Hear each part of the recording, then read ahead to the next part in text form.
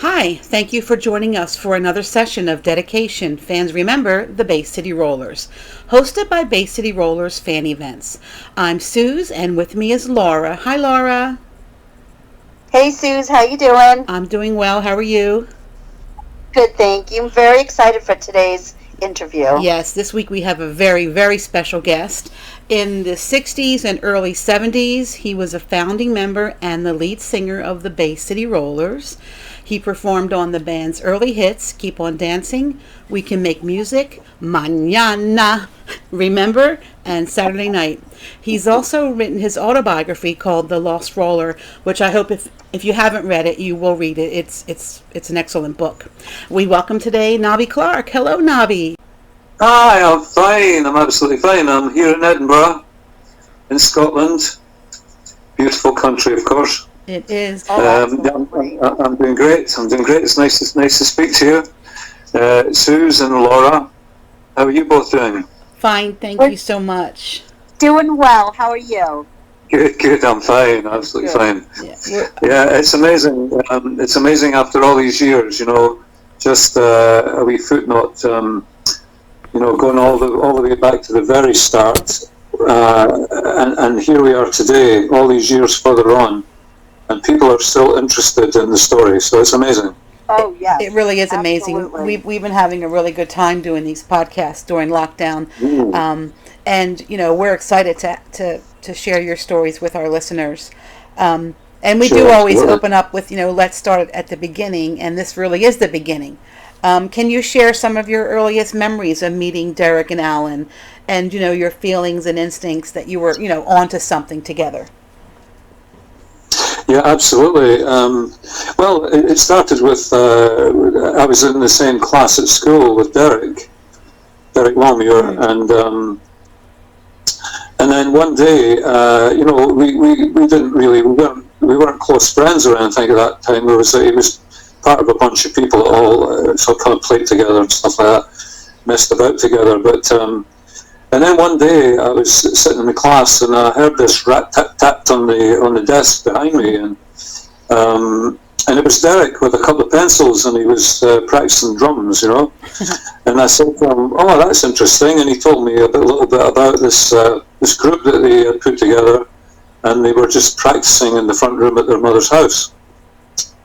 So that was that. And Alan had been at the same school at Tynecastle, and I think he was just getting ready to leave actually at that time, because he was going to start an apprenticeship as a plumber.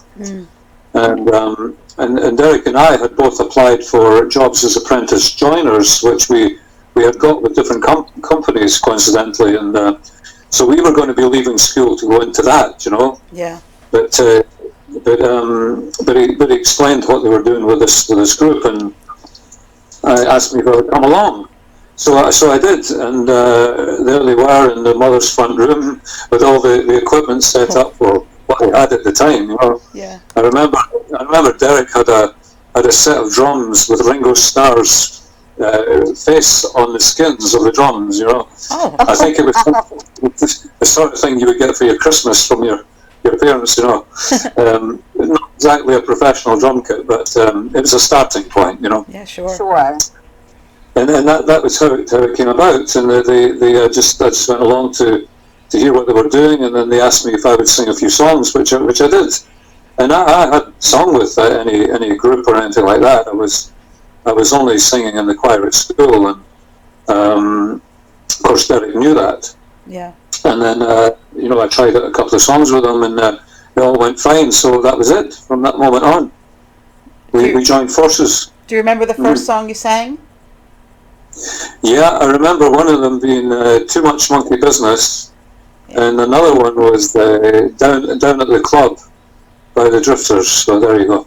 Oh, wow. Nice. How much time, or you're still in school, so when did the touring start, and do you remember meeting up with Tam for the first time? Yeah, well, that there was quite a bit of time in between there, because we didn't have anywhere to play at the time. We were just really rehearsing new songs, practicing new songs and things, because we weren't the guys weren't accomplished musicians or anything. I mean, Derek had this, as I say, had this drum kit with Ringo Starr's face on the skins, and we were just working with what they had, Right. and and it was a case of practice, try and get better. And then we played at the very first gig that we did was in a youth club quite near to. It was in a church hall, actually, quite near Alan and Derek's mother's house at Caledonian Road in Edinburgh. And so we did the very first one. And it was terrible. Oh. It was really terrible. We were so nervous. Sure. I think we had to stop in between quite a few of the songs because we forgot what we were doing, It was quite embarrassing. but however, it did get better. So It did get better. Yeah, it did get better, but we had to play quite a few of these youth club type things, and there was also a club that was put together really for people from our school, Right. and it was in Gorgie Road in Edinburgh, quite near Tynecastle School, and they used to have these little dances for school pupils, and we ended up playing there, and that was fantastic because we had a lot of our people that we knew from the school came along to see us, and many of them, a lot of the girls, ended up following the group for quite a number of years after that. So that was maybe the very start of a fan following. Yeah, that was the first fan base. Yeah, absolutely. No, it was great fun. I mean, very exciting in these days. But it took a while.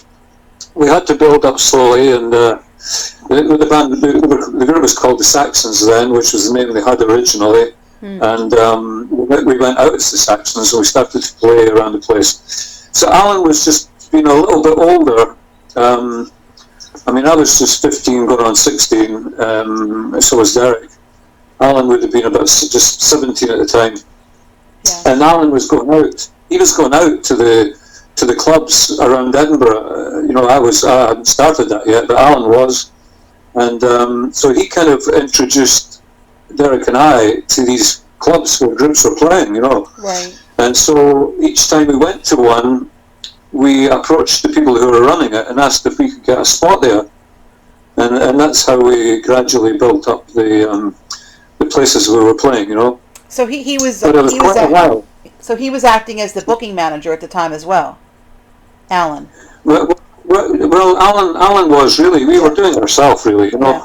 and we were just finding a way of doing it, really. Sure. And gradually learning the business. But we didn't meet Tam until quite a while. I'd say maybe a year or two after that, I'd like and to it was how it came about was that we there was a club we used to go to called the Top Story Club. It was very, very popular with the kids, and one of the bands that we really enjoyed watching was a band called the Hippo People, and Tam Payton was managing them, a local band. So we sort of knew the name Tam Payton, and we went along to see if we could get a gig there. And Jimmy, what was his name again? Jimmy Craig, I think his name was, the guy who ran the place. We went up to approach him, and ask him if we could get a spot there. And he said, his words were, "Are you any good?" And this voice from the back said, "Yeah, you should give them a gig. I've heard them; they're very good." And it was Tam Payton, and he hadn't heard us at all, He hadn't heard us at all. So our plan was to speak to Tam, but it turned out it wasn't necessary because that connection happened there and then, Wow. And so we asked Tam to come and see us rehearsing. He came along to Alan's mum's house and listened to us practicing away. And he said that his words were something like, "I think you need to practice more. I'll come back and see you another time," and he did. So that's how the introduction happened. So there you are. So after that initial meeting, did you actively pursue him to be your management, or was it the opposite? Did he pursue you guys? Well, we got back in touch with them and asked them to come back along and hear us practicing. In fact, I think we asked them to come along to see us at one of the little local youth clubs that we were playing at, and he came along. And one thing he did say to us, because we didn't have a keyboard player at the time, he said, because it was all kind of fashionable for groups to have a keyboard player, so he said, what I suggest is that you bring a keyboard player in. And I happened to be going to a little private club place for young people. It was actually at the church at the far end of Princess Street, St John's Church, and it was a place called the Coffin. It was a little cafe, and it was down in the graveyard underneath the church. Is that right? It was a fantastic place, fantastic place. It was all people from sort of art college and musicians and stuff like that. It was a really fabulous place. Yeah. And there was a guy there that I had got very friendly with. His name was Keith Norman, and Keith was playing with a group called The Images at the time, and him and I got very friendly. We were great pals. And I actually asked Keith if he would consider leaving that group and joining us, because he was playing keyboards with them. And Keith did, and he joined the group, and he was with us for quite a while. And he became very, very popular. He was a fantastic, great-looking guy. I mean, the girls just... That helps. I was very, very sad when the day came when he left, and he left because of Tam's regime, because... I'm jumping the gun a little bit here, but it was sad that he left, because Tam found out they had a girlfriend, and sat outside his house one night waiting for him to come home to see if he walked up the road with his hand in hand with his girlfriend, Anyway, he left for that reason, which was very sad. That's too bad. Yeah, absolutely. Do you think he was effective as a manager with those kind of, I guess, rules and regulations? Or, there was, during your time with the band, there were several lineup changes.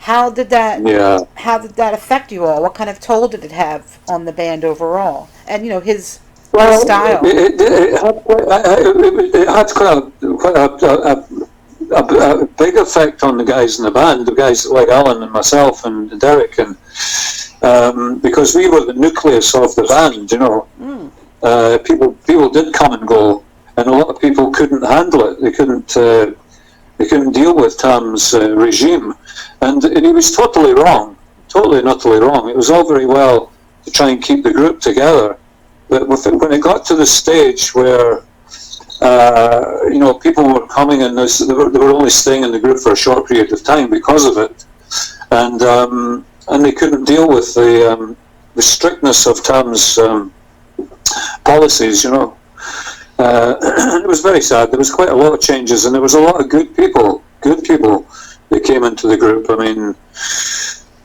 John Devine, and there was Dave Pettigrew. There was a lot of people. I mean, I can't even count how many came and went. Not on one hand, anyway, that's for sure. No. But there was a lot of people came and went, and they just couldn't handle it. I mean, it's just quite sad, really. It's like with any company. If there's turnaround all the time, there's an issue, and it's usually management.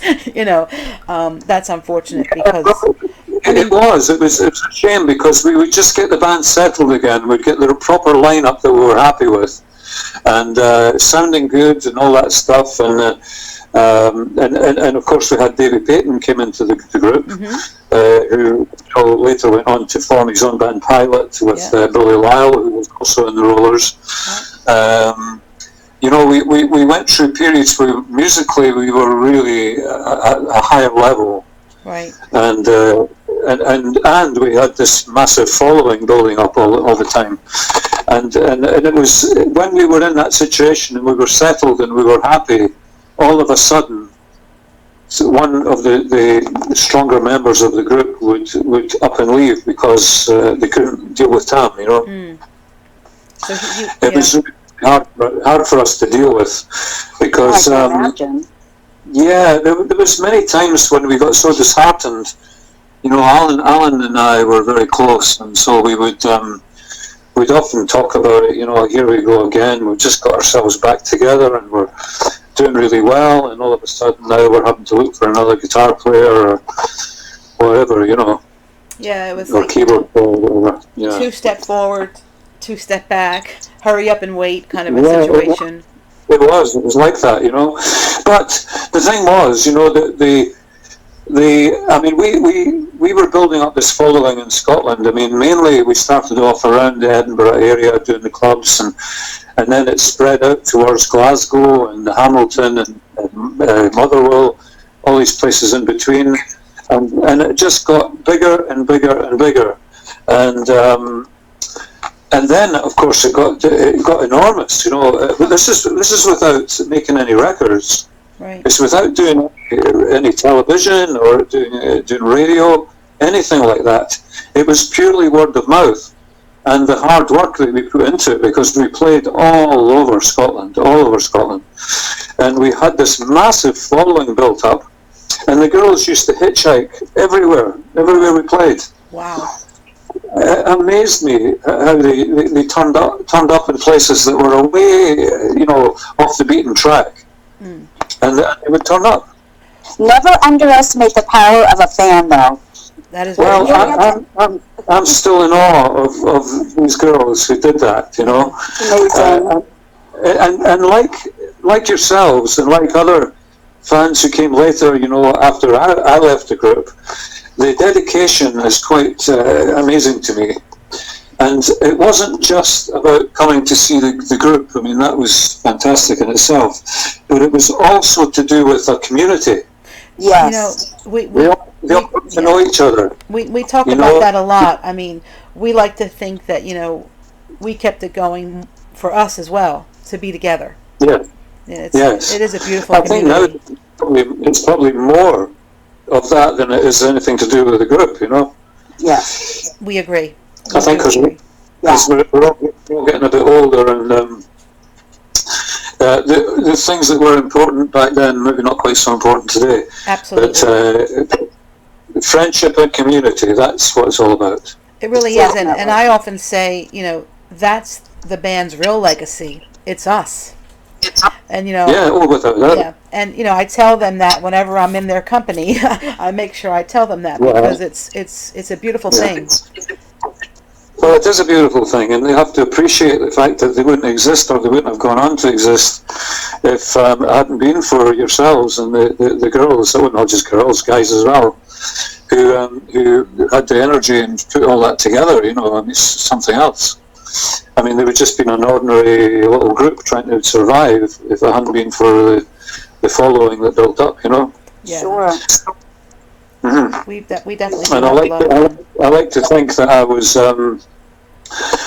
part of the build up to that. So there you go. Yeah, well, I love hearing the stories about those early shows. It sounds like it was the same pandemonium as it was when they came to America. Well, it absolutely was. It absolutely was. Maybe in a bigger scale. Right. Once they had the hits in America and stuff like that. I mean, Saturday Night obviously went to #1 in America. That's the biggest selling record they ever had there in America, actually. So, but it happened here without making records. Yeah. It was amazing. That's pretty astounding. Yeah, I mean, eventually when we released Keep On Dancing, it became a big hit. That opened up a lot of doors, so we could expand what we were already doing. But honestly, it was enormous, and that was the whole point. That it maybe would never have happened if it hadn't been for the excitement and the hysteria that was developing up here in Scotland without making records, because that's where the interest came from. All these record companies came up to see what the noise was all about, Yeah. Oh, yeah. And the publishers and the agents, they were all coming up to see. They would come to the gigs to see what the excitement was all about, And that was just word of mouth. It was amazing. And that's how we got signed up. All without Instagram and social media. None of that. None at all. None of that. It was amazing. I mean, we didn't even have mobile phones, way back then. So the communication was hard, and it was difficult. You know, you had to book a phone call to London and all that kind of stuff. You know, it was really an interesting time. Well, tell us about opening up for the Bee Gees and Gary Bibb's shirt. I'd love to hear that story. Oh, yeah, no, that was an interesting thing. Yeah, we played at this place. Tam was involved in some. He wasn't really a promoter as such, but he got involved with another guy who was bringing up some quite big names up to Scotland. And one of them was the Bee Gees. They had just been at #1, I think, with Massachusetts, and so they were touring around. So anyway, we were booked to play with them at Roswell Institute. It was a place called Roswell, and it's a big, massive hall. I mean, obviously they drew a big crowd, but so did we. Yeah. You know, so there was a bit of competition there with all the fans that turned up.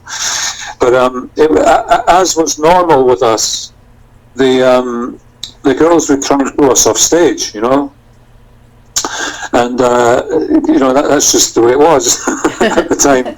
And I remember going on stage, and I'd had part of my shirt ripped off on the stage. You know, I was putting my hand down to touch somebody's hand, and then they grabbed me and they were ripping the shirt.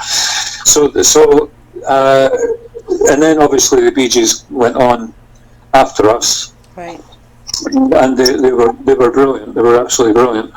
But what happened after was that they went to their dressing room, and the girl who had actually ripped my shirt off.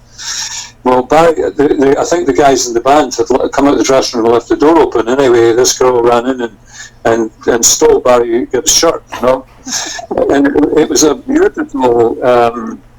Gold silk shirt with puff sleeves and sort of frill down the front. It was a real stage shirt, beautiful thing, you know. Probably worth quite a lot of money even then. And so as we were getting in the car to drive off, and all the girls had gathered round the car window was down, and she threw the shirt at me into the car, you know, and she said, "That's for you." And where the hell did she get that, you know? And of course I had no way of contacting Barry Gibb, but it was a shirt, and it was the shirt he had worn on the stage, and so I kept it, and I wore it once or twice on stage until awesome. Well, these beautiful puff sleeves I had, unfortunately, one night. It was in Hamilton Town Hall, I think, and the girls grabbed me on the stage, and they ripped one of the sleeves right off it. Oh, no! It's such a shame, because you know it's something it would have been quite precious today. Oh yes. Oh yes. And I think Barry would absolutely appreciate that story. He might even remember that shirt. If I ever have the pleasure of seeing him again, I'll tell him the story. You know, and he'll probably remember the shirt, because it was a beautiful thing. So there you go. All right. So in '71, the band appeared on Top of the Pops, which was the biggest show, I'm imagining, for musicians for the first time. What was that like? It was amazing for us. It was very, very exciting, of course, because it was the show to get on. You know, for any young group to get on. And of course, you didn't get the chance to go on Top of the Pops unless you broke into the top 20 or top 30. You'd be very lucky. But if you got into the top 20, you were pretty much guaranteed a slot on Top of the Pops. Mm-hmm. And we had recorded "Keep on Dancing" with Jonathan King, who produced it. And we did some other songs as well, but that was the one they decided to release.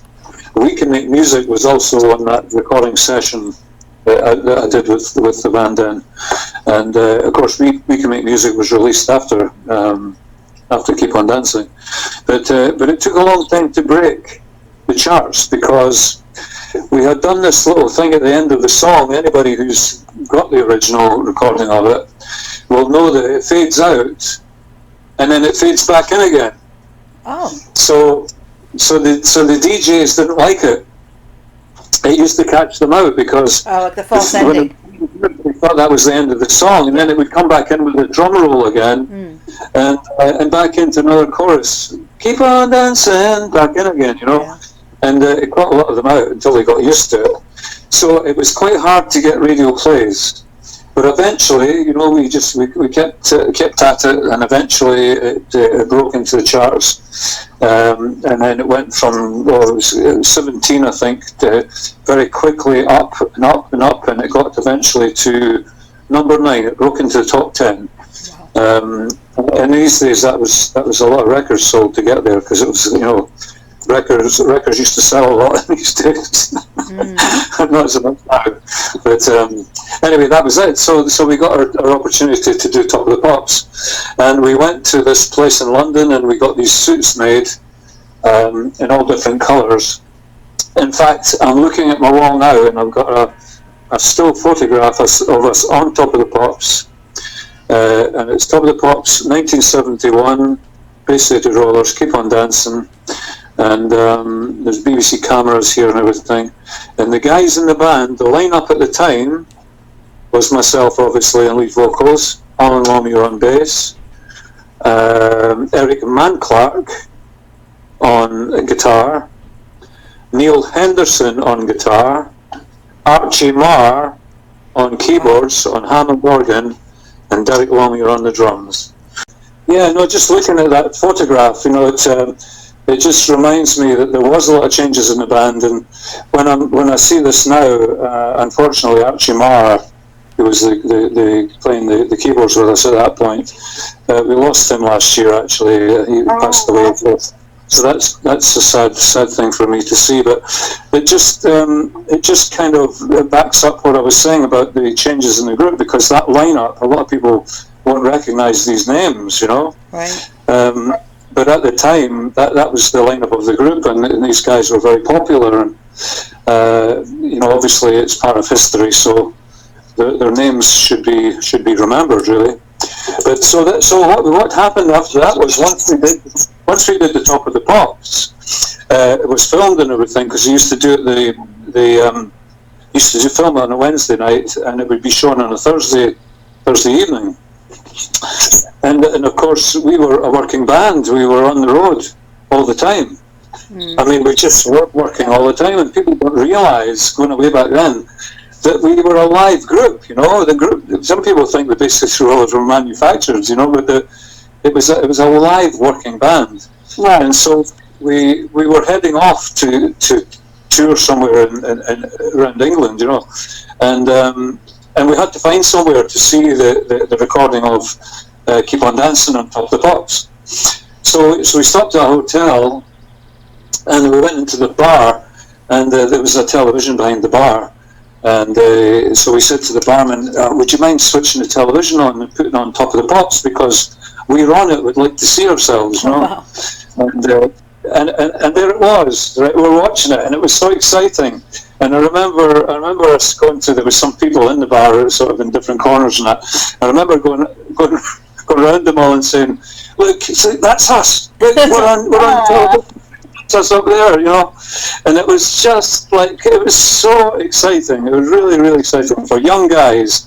It just was an adventure. It was part of the adventure that we were on, Yeah. Absolutely. And we never, it's when I look back on it now, it's quite obvious to me that we were all learning. Even Tom Payton was learning. He didn't know.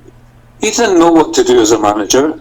He didn't know how to get in touch with the right people and all that stuff. It was a learning curve, and we did it together. Mm-hmm. When people say, "Oh, Tom Payton came along and he did this and he did that," well, he did, but he did it collectively. Right. Because we would sit down and discuss what the next move was going to be. He had some fantastic ideas, don't get me wrong. He was very, very good at publicity. He was very good at getting the name out there. I remember that at one stage, he managed somehow to get a hold of the whole of David Cassidy's fan club addresses. and he sat there with a couple of our fans at the time, and us too. We all got stuck in about it, putting photographs into envelopes of the Bay City Rollers and sending them out to all the David Cassidy fans. You know. Wow. Very And it was another way of getting to more people. Sure. Absolutely. Yeah, so he had fantastic ideas of how to get the band publicised, but he had no clue about business at all, none at all. It all went right over his head. Yeah. And hence the result of the financial difficulties and losing all the money and all that kind of stuff, you know, and the court case in New York and that followed later, you know. Yeah. So I know I'm jumping the gun a little bit, but I'm just thinking back, you know, I'm thinking back to how these things came about, and but you know, when we after Keep on Dancing, we had a bit of a lull because they released We Can Make Music, and it wasn't a very big hit. It didn't even, I think it just scraped into the top 40 or something, but it wasn't a big hit. So the record company was looking for another direction for the group to go in, and they put us together with Howard and Blakely, who were very successful songwriters. And they had written all the stuff for, I don't know if you'll be aware of this in America at the time, but there was a group called Dave D, Rosie, Vicky, Mick and Titch. No. That would be a no. I do not know them in America. You don't know them. Dave D, Rosie, Mick and Titch were called, and they had a list of hit songs. I mean, really, a few number ones. They had loads of hit records. And they were all written by Howard and Blakely, Ken Howard and Alan Blakely. So the record company, Dick Lee, who was the head of Bell Records at the time, approached them and asked them if they would write for the Bay City Rollers. And so they went away and they came back with 4 songs. One of them was Manana. One of them was In Love's Dominion, and the other two, the titles escape me at the moment. But they were all big orchestrated songs. You know, they weren't at all the direction that I thought the band should be going in, and it was taking us down a completely different road. Mm-hmm. And you'll have heard Manana. It's a big orchestrated thing. Yes. It was the wrong direction for the group, but I mean I quite liked it. It was okay, and it was entered into this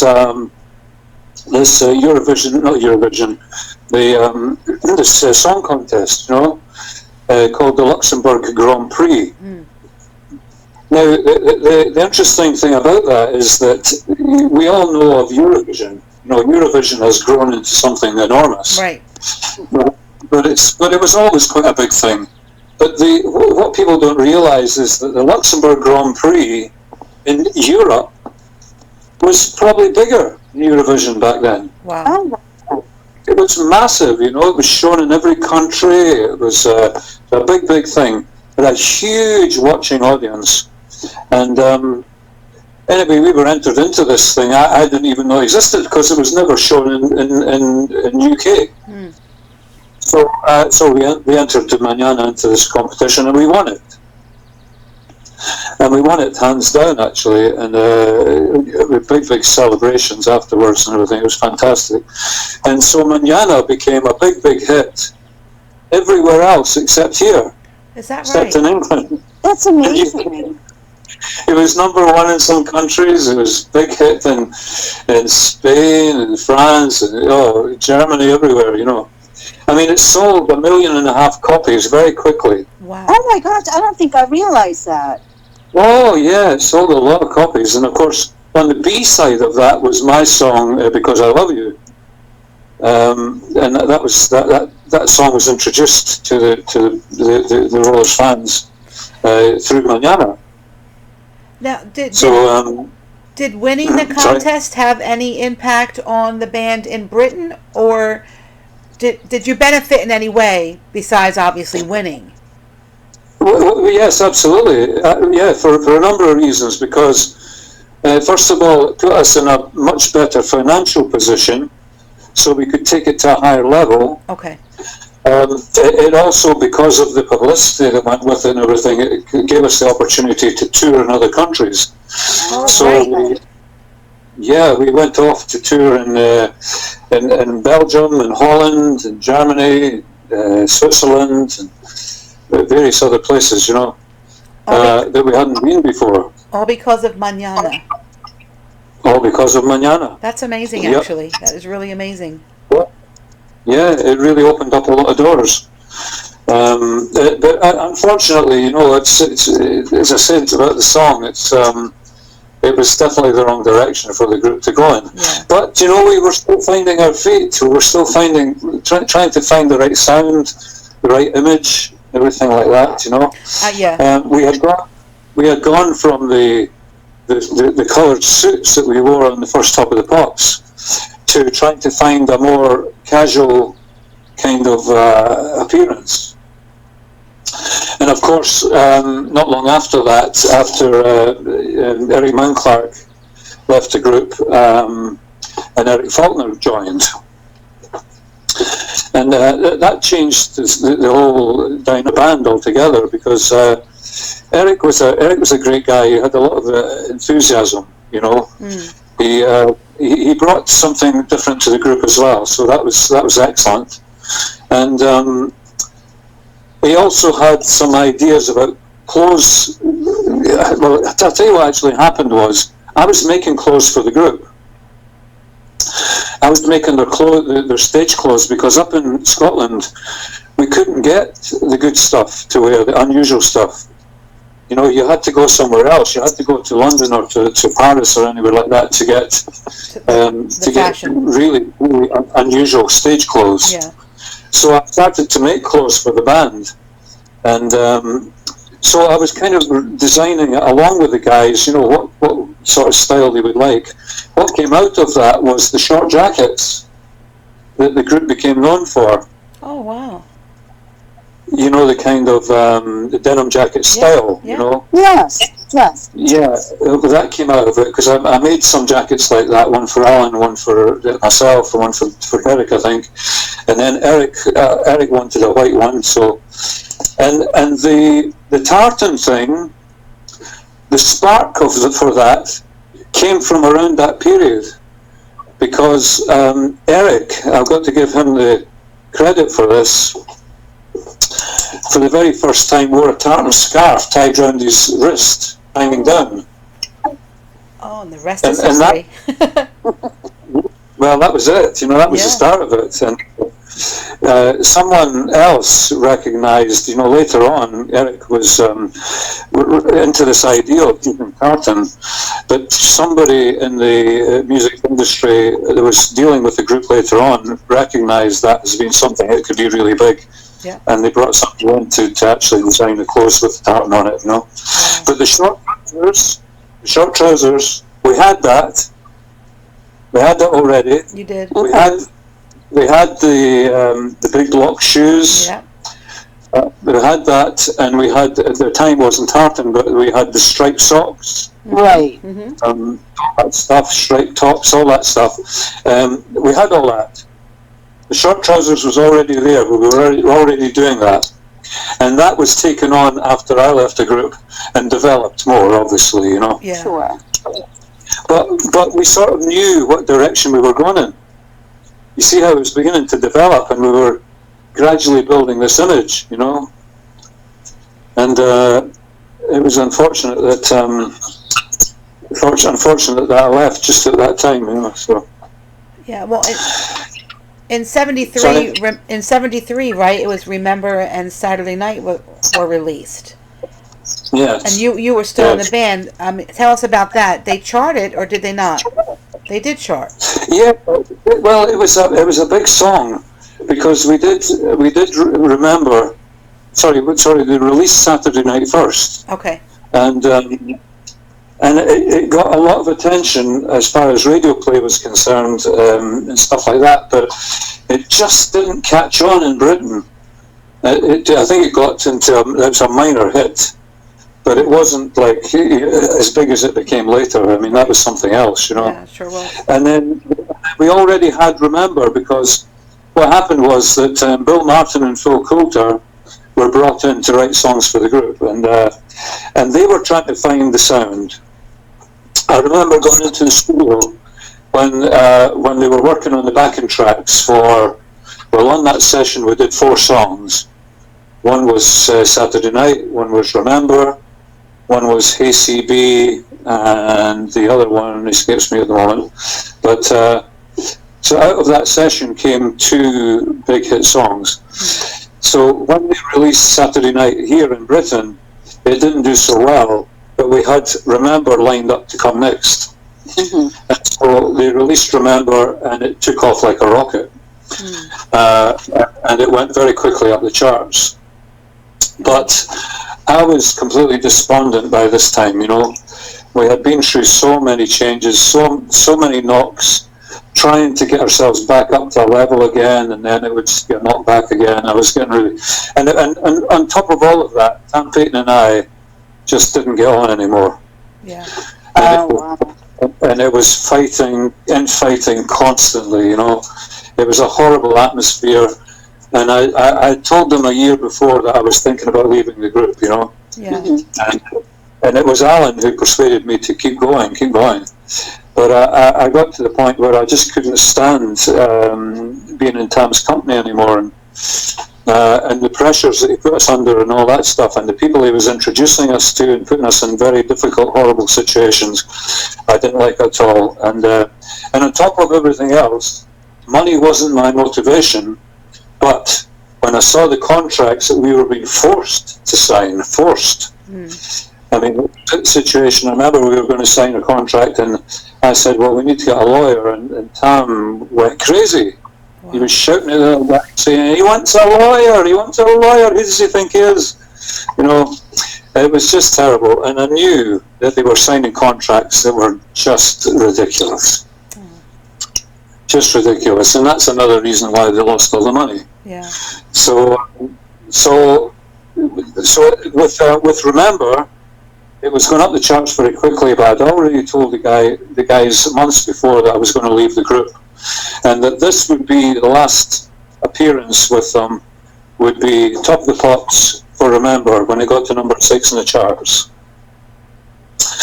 But Tam did something very sneaky. Oh.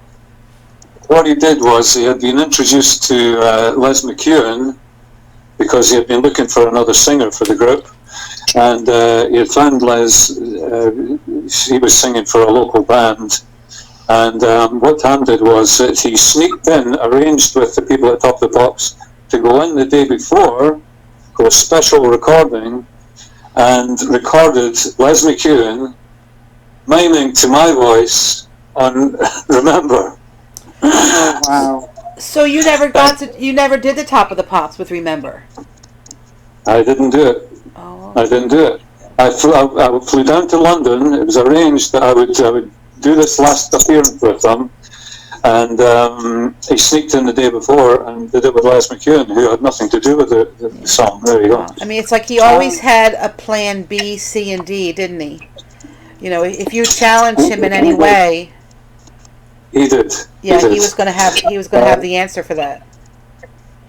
Well, do you know, one of the reasons was that as far as Tam Payton was concerned, and in his head, he was more important than the group. Yeah, that's what it sounds like. Yeah. Yeah, it was, without a shadow of a doubt, you know. This was all about Tam Payton being a frustrated pop star. Yeah, that's what it... And he thought he could get his fame through using us guys, you know. Yeah. Which is sad, really. I think that's partly why all the changes happened, because he didn't see it as being that important. But to me and Alan and Derek, it was very important, you know. Right. Again, about that community, you loved each other. You worked together. You were, it was your blood, sweat, and tears, you know. And he thought of you as all indispensable, I guess. Well, absolutely. But we were a very close knit bunch, you know. We were very tight together. We did everything together.